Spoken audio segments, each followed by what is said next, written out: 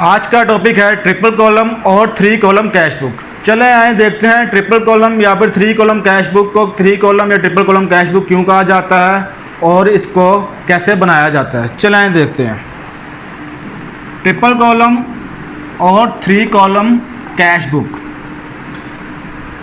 सबसे पहले आप फॉर्मेट देखें कैश बुक का, ट्रिपल कॉलम कैश बुक का। Date, particulars, voucher number, ledger folio, discount allowed, cash, bank, ये थी डेबिट साइड। डेबिट साइड पे 3 मेन कॉलम कौन से आ रहे हैं? डिस्काउंट अलाउड, कैश और बैंक। इसी तरह आप क्रेडिट साइड देखते हैं, date, particulars, voucher number, ledger folio, discount receive, cash, bank. Credit side पे भी मेन 3 कॉलम आ रहे हैं, डिस्काउंट रिसीव, कैश और बैंक। ये जो मेन 3 कॉलम डेबिट साइड पर और क्रेडिट साइड पे आ रहे हैं, इन 3 कॉलम के आने की वजह से इसे हम इसे क्या बोलते हैं? ट्रिपल कॉलम या फिर 3 कॉलम कैश बुक, क्योंकि इसमें 3 कॉलम होते हैं।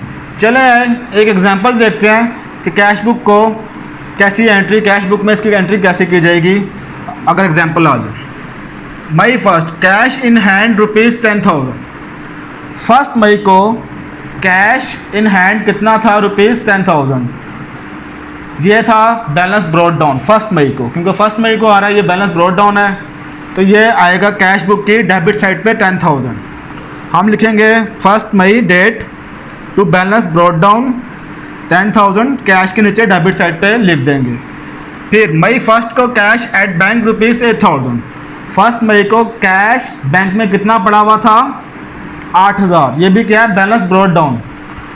मई 1 को to balance brought down bank के नीचे 8,000 डेबिट साइड पे लिख दिया जाएगा। ये तो होगी सिंपल एंट्री।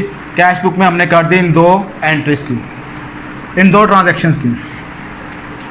अब मई 3 goods sold for cash ₹5,000।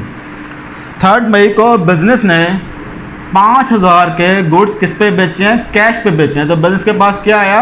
Cash आया। कैश आता है तो कैश क्या होता है? डेबिट होता है। हम लिखेंगे डेबिट साइड पे मई 3 टू सेल्स अकाउंट। ये कैश किसकी वजह से आ रहा है? सेल्स की वजह से आ रहा है, तो हम लिखेंगे टू सेल्स अकाउंट। कैश के नीचे 5,000 डेबिट साइड पे हम लिख देंगे। फिर मई 15 को एक ट्रांजैक्शन हुई है, कैश रिसीव फ्रॉम क्लीम ₹4,900 in full settlement of his dues ₹5,000। Business ने कैश रिसीव किया किससे? क्लेम से 4,900, और बिजनेस ने क्लेम से टोटल पैसे कितने लेने से? 5,000 लेने से। फुल सेटलमेंट के तौर पे उसने 4,900 मीन्स क्या बिजनेस ने क्लेम से और पैसे नहीं लेने। क्लेम से बिजनेस ने कितने पैसे लेने से? 5,000। बिजनेस ने कितने रिसीव किए? 4,900। इट मीन्स कि बिजनेस ने क्लेम को 100 का क्या दिया? डिस्काउंट दिया। इसको हम क्या कहेंगे? Discount allowed. अब इसकी एंट्री कैसे होगी कैश बुक में, उसको देखते हैं। हम डेबिट साइड पे लिखेंगे मई 15 टू क्लेम अकाउंट, क्योंकि क्लेम की वजह से हो रहा था, क्लेम अकाउंट लिखेंगे। डिस्काउंट अलाउड के नीचे 100 लिख देंगे डेबिट साइड पे। डिस्काउंट अलाउड के नीचे 100 लिख देंगे डेबिट साइड पे। इसी तरह बिजनेस के पास कितना कैश आया? 4,900 कैश के नीचे लिख देंगे डेबिट साइड पे। अब नेक्स्ट ट्रांजैक्शन देखते हैं, उसमें क्या हुआ है। May 17 paid cash to Adnan ₹1,900 in full clearance of his dues ₹2,000। Business ने अदनान को 1,900 रुपया पे किया कैश में, 1,900 रुपया पे किया कैश में, in full clearance of his dues ₹2,000।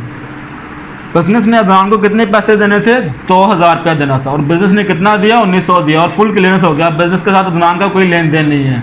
Business ने अदनान को सारे पैसे दे दिए। इट मीन्स कि बिजनेस ने 100 रुपये का क्या किया? अदनान से डिस्काउंट रिसीव किया, क्योंकि 2,000 रुपया देना था, 1,900 रुपया दिया, अकाउंट नील हो गया, लेन देन कुछ भी नहीं है, तो 100 रुपये का बिजनेस को क्या हुआ? डिस्काउंट रिसीव हुआ। अब इसकी कैश बुक में एंट्री कैसे करनी है?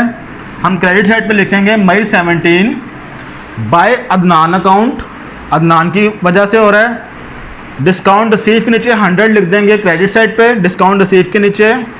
इसी तरह 1,900 रुपया बिजनेस के पास से कैश किया, तो कैश के नीचे 1,900 रुपया क्रेडिट साइड पे लिख देंगे। अब हमारी तकरीबन सारी ट्रांजैक्शन ख़त्म हो गई हैं। जब सब ट्रांजैक्शन ख़त्म हो जाएंगी तो कैश बुक को क्या करना होता है?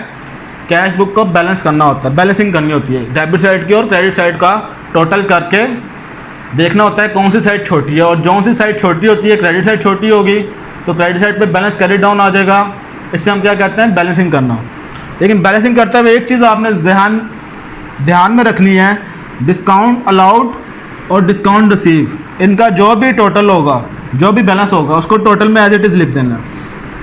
डिस्काउंट अलाउड और डिस्काउंट रिसीव की बैलेंसिंग नहीं करनी।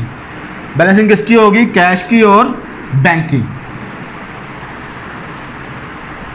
इस कैश बुक में डेबिट साइड बड़ी है, कैश का कितना टोटल है 19,900 और बैंक का कितना टोटल है 8,000।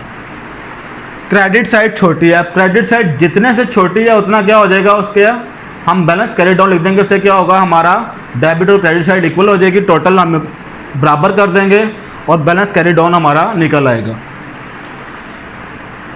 मई 31 मंथ के लास्ट पे हम निकालेंगे बैलेंस कैरी डाउन बैलेंसिंग करने के लिए। कैश का बैलेंस कैरी डाउन आया 18,000। कैश का बैलेंस कैरी डाउन आया 18,000। कैश यानी कि क्रेडिट साइड 18,000 से छोटी थी डेबिट साइड से, तो ये बैलेंस कैरी डाउन आ गया। फिर बैंक का बैलेंस कैरी डाउन आया 8,000। इट मीन्स कि बैंक की क्रेडिट साइड डेबिट साइड से 8,000 से छोटी थी, इसलिए बैलेंस कैरी डाउन कैश का आया 18,000 और बैंक का आया 8,000। टोटल कैश का हो गया 19,900, यहाँ पे भी कैश का टोटल क्या है 19,900, ये तो हो गया बैलेंस। बैंक का कितना 8,000 टोटल में, और यहाँ पे भी बैंक का टोटल में कितना 8,000। इसे कहते हैं बैलेंसिंग करना।